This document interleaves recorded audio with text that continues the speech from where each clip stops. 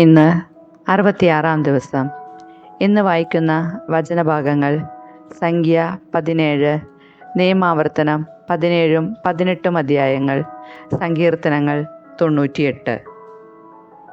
സംഖ്യ അധ്യായം 17. അഹറോൻ്റെ വടി. കർത്താവ് മോശയോട് അരുളി ചെയ്തു, ഇസ്രായേൽ ജനത്തോട് പറയുക, ഗോത്രത്തിന് 1 വീതം എല്ലാ ഗോത്ര നേതാക്കന്മാരിലും നിന്ന് 12 വടി വാങ്ങി ഓരോന്നിലും പേരെഴുതുക. ലേവി ഗോത്രത്തിൻ്റെ വടിയിൽ അഹറോൻ്റെ പേരെഴുതുക. കാരണം ഓരോ ഗോത്രത്തലവനും ഓരോ വടി ഉണ്ടായിരിക്കണം. സമാഗമ കൂടാരത്തിൽ ഞാൻ നിങ്ങൾക്ക് ദർശനം അനുവദിക്കുന്ന സാക്ഷ്യപേടകത്തിന് മുൻപിൽ നീ അവ വയ്ക്കണം. ഞാൻ തിരഞ്ഞെടുക്കുന്നവൻ്റെ വടി തളർത്തിരിക്കും. അങ്ങനെ നിങ്ങൾക്കെതിരായുള്ള ഇസ്രായേൽ ജനത്തിൻ്റെ പിറുപിറുപ്പ് ഞാൻ അവസാനിപ്പിക്കും. മോശ ഇസ്രായേൽ ജനത്തോട് സംസാരിച്ചു. എല്ലാ ഗോത്രത്തലവന്മാരും ഗോത്രത്തിന് 1 വടി എന്ന കണക്കിൽ 12 വടി മോശയ്ക്ക് കൊടുത്തു. അഹ്റോൻ്റെ വടി മറ്റു വടികളോടൊപ്പം ഉണ്ടായിരുന്നു. സാക്ഷ്യകൂടാരത്തിൽ കർത്താവിൻ്റെ മുൻപിൽ മോശ വടികൾ വെച്ചു. പിറ്റേ ദിവസം മോശ സാക്ഷ്യകൂടാരത്തിലേക്ക് ചെന്നു.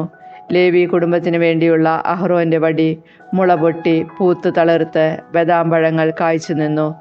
മോശ വടികൾ കർത്താവിൻ്റെ സന്നദ്ധിയിൽ നിന്നെടുത്തു ജനത്തിൻ്റെ അടുത്തേക്ക് കൊണ്ടുവന്നു. ഓരോരുത്തരും സ്വന്തം വടി നോക്കിയെടുത്തു. കർത്താവ് മോശയോട് അരുളി ചെയ്തു, അവരുടെ പിറുപിറുപ്പ് അവസാനിപ്പിക്കുന്നതിനും അവർ മരിക്കാതിരിക്കുന്നതിനും കലഹക്കാർക്ക് ഒരടയാളമായി സൂക്ഷിക്കുന്നതിനും വേണ്ടി അഹരോൻ്റെ വടി സാക്ഷ്യപേടകത്തിന് മുൻപിൽ വയ്ക്കുക. മോശ അപ്രകാരം ചെയ്തു. കർത്താവ് കൽപ്പിച്ചതുപോലെ അവൻ പ്രവർത്തിച്ചു. ഇസ്രായേൽ ജനം മോശയോട് പറഞ്ഞു, ഇതാ ഞങ്ങൾ മരിക്കുന്നു, ഞങ്ങൾ നശിക്കുന്നു, ഒന്നൊഴിയാതെ ചത്തൊടുങ്ങുന്നു. കർത്താവിൻ്റെ കൂടാരത്തെ സമീപിക്കുന്ന ഏവനും മരിക്കുന്നു, ഞങ്ങളെല്ലാവരും നശിക്കണമോ? നിയമാവർത്തനം അധ്യായം 17. ന്യൂനതയോ എന്തെങ്കിലും വൈകല്യമോ ഉള്ള കാളയെയോ ആടിനെയോ നിന്റെ ദൈവമായ കർത്താവിന് ബലിയർപ്പിക്കരുത്. എന്തെന്നാൽ അത് അവിടത്തേക്ക് നിന്ദ്യമാണ്. നിന്റെ ദൈവമായ കർത്താവ് നിനക്ക് തരുന്ന ഏതെങ്കിലും പട്ടണത്തിൽ സ്ത്രീയോ പുരുഷനോ ആരായാലും അവിടുത്തെ മുൻപിൽ തിന്മ പ്രവർത്തിച്ച് അവിടുത്തെ ഉടമ്പടി ലംഘിക്കുകയും ഞാൻ വിലക്കിയിട്ടുള്ള അന്യദേവന്മാരെയോ സൂര്യനെയോ ചന്ദ്രനെയോ മറ്റേതെങ്കിലും ആകാശശക്തിയെയോ സേവിക്കുകയും ആരാധിക്കുകയും ചെയ്യുന്നുവെന്ന് ആരെങ്കിലും പറഞ്ഞ് നീ കേട്ടാൽ ഉടനെ അതിനെപ്പറ്റി സൂക്ഷ്മമായി അന്വേഷിക്കണം. ഇസ്രായേലിൽ അങ്ങനെ ഒരു ഹീനകൃത്യം നടന്നിരിക്കുന്നുവെന്ന് തെളിഞ്ഞാൽ ആ തിന്മ പ്രവർത്തിച്ചയാളെ പട്ടണവാതിക്കൽ കൊണ്ടുവന്ന് കല്ലെറിഞ്ഞു കൊല്ലണം. 2 or 3 സാക്ഷികൾ അവനെതിരായി മൊഴി നൽകിയെങ്കിൽ മാത്രമേ അവനെ വധിക്കാവൂ. ഒരു സാക്ഷിയുടെ മാത്രം മൊഴിയിൽ ആരും വധിക്കപ്പെടരുത്. സാക്ഷികളുടെ കരങ്ങളാണ് വധിക്കപ്പെടേണ്ടവൻ്റെ മേൽ ആദ്യം പതിയേണ്ടത്, അതിനുശേഷം മറ്റുള്ളവരുടെ കരങ്ങൾ. അങ്ങനെ നിങ്ങളുടെ ഇടയിൽ നിന്ന് ആ തിന്മ നീക്കിക്കളയണം. കൊലപാതകം, അവകാശവാദം, ദേഹോപദ്രവം മുതലായ കാര്യങ്ങളിലേതിലെങ്കിലും നിന്റെ പട്ടണത്തിൽ വ്യവഹാര വിഷയമാവുകയും വിധി പറയുക നിനക്ക് ദുഷ്കരമാവുകയും ചെയ്താൽ നിന്റെ ദൈവമായ കർത്താവ് തിരഞ്ഞെടുക്കുന്ന സ്ഥലത്ത് ചെന്ന് ലേവ്യ പുരോഹിതനോടും ന്യായാധിപനോടും ആലോചിക്കണം. അവർ വിധി തീർപ്പ് നിന്നെ അറിയിക്കും. കർത്താവ് തിരഞ്ഞെടുക്കുന്ന സ്ഥലത്തുള്ള അവർ അറിയിക്കുന്ന തീരുമാനമനുസരിച്ച് നീ പ്രവർത്തിച്ചു കൊള്ളുക. അവരുടെ നിർദ്ദേശങ്ങൾ സൂക്ഷ്മമായി നടപ്പിലാക്കാൻ ശ്രദ്ധിക്കണം. അവരുടെ നിർദ്ദേശവും ന്യായവിധിയും അനുസരിച്ച് പ്രവർത്തിക്കുക. അവരുടെ നിശ്ചയത്തിൽ നിന്ന് നീ ഇടം വലം വ്യതിചലിക്കരുത്. നിന്റെ ദൈവമായ കർത്താവിൻ്റെ മുൻപിൽ പരികർമ്മം ചെയ്യുന്ന പുരോഹിതനെയോ ന്യായാധിപനെയോ അനുസരിക്കാതെ ഒരുവൻ ധിക്കാരപൂർവം പ്രവർത്തിച്ചാൽ അവൻ വധിക്കപ്പെടണം. അങ്ങനെ ഇസ്രായേലിൽ നിന്ന് ആ തിന്മ നീക്കിക്കളയണം. ജനം ഇത് കേട്ട് ഭയപ്പെടുകയും പിന്നീട് ഒരിക്കലും ധിക്കാരപൂർവം പെരുമാറാതിരിക്കുകയും ചെയ്യട്ടെ. രാജാവിനെക്കുറിച്ചുള്ള നിർദ്ദേശങ്ങൾ. നിന്റെ ദൈവമായ കർത്താവ് നിനക്ക് നൽകുന്ന ദേശം കൈവശമാക്കി നീ താമസമുറപ്പിച്ച് കഴിയുമ്പോൾ ചുറ്റുമുള്ള ജനതകൾക്കെന്നതുപോലെ നിനക്കും രാജാവുണ്ടായിരിക്കണം എന്ന് നീ ആഗ്രഹിച്ചാൽ നിന്റെ ദൈവമായ കർത്താവ് തിരഞ്ഞെടുക്കുന്ന ആളെയാണ് രാജാവാക്കേണ്ടത്. നിന്റെ സഹോദരരിൽ നിന്ന് മാത്രമേ രാജാവിനെ വാഴിക്കാവൂ. പരദേശിയെ ഒരിക്കലും രാജാവാക്കരുത്. രാജാവ് കുതിരകളുടെ എണ്ണം വർദ്ധിപ്പിക്കരുത്. അതിനായി ജനം ഈജിപ്തിലേക്ക് മടങ്ങിപ്പോകാൻ ഇടയാക്കുകയും അരുത്. ഇനി ഒരിക്കലും ആ വഴിയെ തിരികെ പോകരുതെന്ന് കർത്താവ് നിന്നോട് കൽപ്പിച്ചിട്ടുണ്ടല്ലോ. രാജാവിന് അനേകം ഭാര്യമാരുണ്ടായിരിക്കരുത്. ഉണ്ടെങ്കിൽ അവൻ്റെ ഹൃദയം വഴിതെറ്റിപ്പോകും. രാജാവ് തനിക്ക് വേണ്ടി പൊന്നും വെള്ളിയും അമിതമായി സംഭരിക്കരുത്. രാജാവ് സിംഹാസനസ്ഥനായി കഴിയുമ്പോൾ ലേവ്യ പുരോഹിതരുടെ പക്കൽ സൂക്ഷിക്കപ്പെടുന്ന ഈ നിയമത്തിൻ്റെ ഒരു പകർപ്പ് പുസ്തക ചുരുളിൽ എഴുതിയെടുക്കണം. അവനത് സൂക്ഷിക്കണം.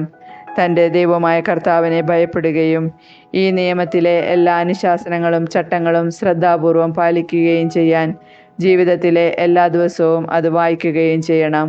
അങ്ങനെ നിന്റെ സഹോദരനേക്കാൾ വലിയവനാണ് താനെന്ന് അവൻ വിചാരിക്കുകയോ പ്രമാണങ്ങളിൽ നിന്ന് ഇടം വലം വ്യതിചലിക്കുകയോ ചെയ്യാതിരിക്കട്ടെ. അപ്പോൾ അവനും പുത്രന്മാരും ദീർഘകാലം ഇസ്രായേലിൽ രാജാവായി ഭരിക്കും. നിയമാവർത്തനം അധ്യായം 18. പുരോഹിതരുടെയും ലേവ്യരുടെയും ഓഹരി. പുരോഹിത ഗോത്രമായ ലേവിക്ക് ഇസ്രായേലിൻ്റെ മറ്റു ഗോത്രങ്ങളെപ്പോലെ ഓഹരിയും അവകാശവും ഉണ്ടായിരിക്കുകയില്ല. കർത്താവിൻ്റെ ദഹനബലികളും അവിടുത്തെ അവകാശങ്ങളുമായിരിക്കും അവരുടെ ഓഹരി.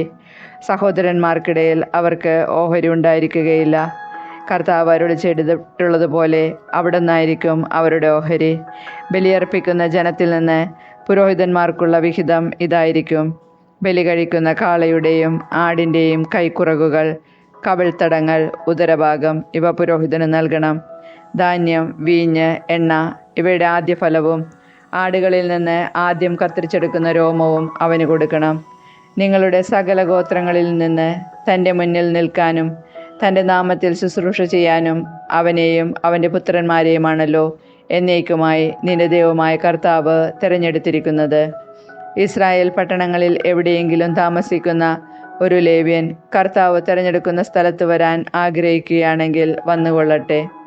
കർത്താവിൻ്റെ സന്നിധിയിൽ ശുശ്രൂഷ ചെയ്യാനായി നിൽക്കുന്ന സഹോദര ലേവ്യരെ പോലെ അവനും നിന്റെ ദൈവമായ കർത്താവിൻ്റെ നാമത്തിൽ ശുശ്രൂഷ ചെയ്യാം. പിതൃസമ്പത്ത് വിറ്റ് കിട്ടുന്ന തുകയ്ക്ക് പുറമെ ഭക്ഷണത്തിൽ മറ്റ് ലേവ്യരോടൊപ്പം തുല്യമായ ഓഹരി അവനുമുണ്ടായിരിക്കും. നിന്റെ ദൈവമായ കർത്താവ് തരുന്ന ദേശത്ത് നീ വരുമ്പോൾ ആ ദേശത്തെ ദുരാചാരങ്ങൾ അനുകരിക്കരുത്. മകനെയോ മകളെയോ ഹോമിക്കുന്നവൻ, പ്രാശ്നീകൻ, ലക്ഷണം പറയുന്നവൻ, ആഭിചാരക്കാരൻ, മന്ത്രവാദി, വെളിച്ചപ്പാട്, ക്ഷുദ്രക്കാരൻ, മൃതസന്ദേശവിദ്യക്കാരൻ എന്നിവരാരും നിങ്ങൾക്കിടയിൽ ഉണ്ടാകരുത്. ഇത്തരക്കാർ കർത്താവിന് നിന്ദ്യരാണ്. അവരുടെ ഈ മ്ലേച്ഛ പ്രവൃത്തികൾ നിമിത്തമാണ് അവിടുന്ന് അവരെ നിങ്ങളുടെ മുൻപിൽ നിന്ന് നിഷ്കാസനം ചെയ്യുന്നത്. നിന്റെ ദൈവമായ കർത്താവിൻ്റെ മുൻപിൽ നീ കുറ്റമറ്റവനായിരിക്കണം. മോശയെപ്പോലെ ഒരു പ്രവാചകൻ. നീ കീഴടക്കാൻ പോകുന്ന ജനതകൾ ജ്യോത്സ്യരെയും പ്രാശ്നികരെയും ശ്രവിച്ചിരുന്നു. എന്നാൽ നിന്റെ ദൈവമായ കർത്താവ് നിന്നെ അതിനനുവദിച്ചില്ല. നിന്റെ ദൈവമായ കർത്താവ് നിന്റെ സഹോദരങ്ങളുടെ ഇടയിൽ നിന്ന് എന്നെപ്പോലുള്ള ഒരു പ്രവാചകനെ നിനക്ക് വേണ്ടി അയക്കും. അവൻ്റെ വാക്കാണ് നീ ശ്രവിക്കേണ്ടത്. ഹോറബിൽ സമ്മേളിച്ച ദിവസം നിന്റെ ദൈവമായ കർത്താവിനോട് നീ യാചിച്ചതനുസരിച്ചാണ് ഇത്. ഞാൻ മരിക്കാതിരിക്കേണ്ടതിന് എൻ്റെ ദൈവമായ കർത്താവിൻ്റെ സ്വരം വീണ്ടും ഞാൻ കേൾക്കാതിരിക്കട്ടെ, ഈ മഹാഗ്നി ഒരിക്കലും കാണാതിരിക്കട്ടെ എന്ന് അന്ന് നീ പറഞ്ഞു. അന്ന് കർത്താവിനോട് അരുൾ ചെയ്തു, അവർ പറഞ്ഞതെല്ലാം നന്നായിരിക്കുന്നു. അവരുടെ സഹോദരന്മാരുടെ ഇടയിൽ നിന്ന് നിന്നെപ്പോലുള്ള ഒരു പ്രവാചകനെ ഞാൻ അവർക്ക് വേണ്ടി അയക്കും. എൻ്റെ വാക്കുകൾ ഞാൻ അവൻ്റെ നാവിൽ നിക്ഷേപിക്കും. ഞാൻ കൽപ്പിക്കുന്നതെല്ലാം അവൻ അവരോട് പറയും. എൻ്റെ നാമത്തിൽ അവൻ പറയുന്ന എൻ്റെ വാക്കുകൾ ശ്രവിക്കാത്തവരോട് ഉടനെ ഞാൻ തന്നെ പ്രതികാരം ചെയ്യും. എന്നാൽ ഒരു പ്രവാചകൻ ഞാൻ കൽപ്പിക്കാത്ത കാര്യം എൻ്റെ നാമത്തിൽ പറയുകയോ അന്യദേവന്മാരുടെ നാമത്തിൽ സംസാരിക്കുകയോ ചെയ്താൽ ആ പ്രവാചകൻ വധിക്കപ്പെടണം.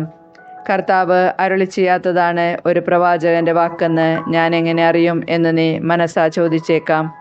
ഒരു പ്രവാചകൻ കർത്താവിൻ്റെ നാമത്തിൽ സംസാരിച്ചിട്ട് അത് സംഭവിക്കാതിരിക്കുകയോ സഫലമാകാതിരിക്കുകയോ ചെയ്താൽ ആ വാക്ക് കർത്താവ് അരുളി ചെയ്തിട്ടുള്ളതല്ല. ആ പ്രവാചകൻ അവിവേകത്തോടെ സ്വയം സംസാരിച്ചതാണ്. നീ അവനെ ഭയപ്പെടേണ്ട. സങ്കീർത്തനങ്ങൾ 98. കർത്താവ് ഭൂമിയെ വിധിക്കാൻ വരുന്നു. കർത്താവിന് ഒരു പുതിയ കീർത്തനം ആലപിക്കുവിൻ. അവിടുന്ന് അത്ഭുതകൃത്യങ്ങൾ ചെയ്തിരിക്കുന്നു. അവിടുത്തെ കരവും വിശുദ്ധ ഭുജവും വിജയം നേടിയിരിക്കുന്നു. കർത്താവ് തൻ്റെ വിജയം വിളംബരം ചെയ്തു. അവിടുന്ന് തൻ്റെ നീതി ജനതകളുടെ മുൻപിൽ വെളിപ്പെടുത്തി. ഇസ്രായേൽ ഭവനത്തോടുള്ള തൻ്റെ കരുണയും വിശ്വസ്തതയും അവിടുന്ന് അനുസ്മരിച്ചു. ഭൂമിയുടെ അതിർത്തികൾ നമ്മുടെ ദൈവത്തിൻ്റെ വിജയം ദർശിച്ചു. ഭൂമി മുഴുവൻ കർത്താവിന് ആനന്ദഗീതം ആലപിക്കട്ടെ. ആഹ്ലാദാരവത്തോടെ അവിടുത്തെ സ്തുതിക്കുവിൻ. കിന്നരം മീട്ടി കർത്താവിന് സ്തുതികൾ ആലപിക്കുവിൻ. വാദ്യഘോഷത്തോടെ അവിടുത്തെ പുകഴ്ത്തുവിൻ. കൊമ്പും കാഹളവും മുഴക്കി രാജാവായ കർത്താവിൻ്റെ സന്നിധിയിൽ ആനന്ദം കൊണ്ട് ആർപ്പിടുവിൻ. സമുദ്രവും അതിലുള്ളവയും ഭൂമിയും അതിലെ നിവാസികളും ഉച്ചത്തിൽ സ്വരമുയർത്തട്ടെ. ജലപ്രവാഹങ്ങൾ കരഘോഷം മുഴക്കട്ടെ. കർത്താവിൻ്റെ മുൻപിൽ പർവ്വതങ്ങൾ ഒത്തൊരുമിച്ച് ആനന്ദ കീർത്തനം ആലപിക്കട്ടെ. അവിടുന്ന് ഭൂമിയെ വിധിക്കാൻ വരുന്നു. അവിടുന്ന് ലോകത്തെ നീതിയോടും ജനതകളെ ന്യായത്തോടും കൂടെ വിധിക്കും.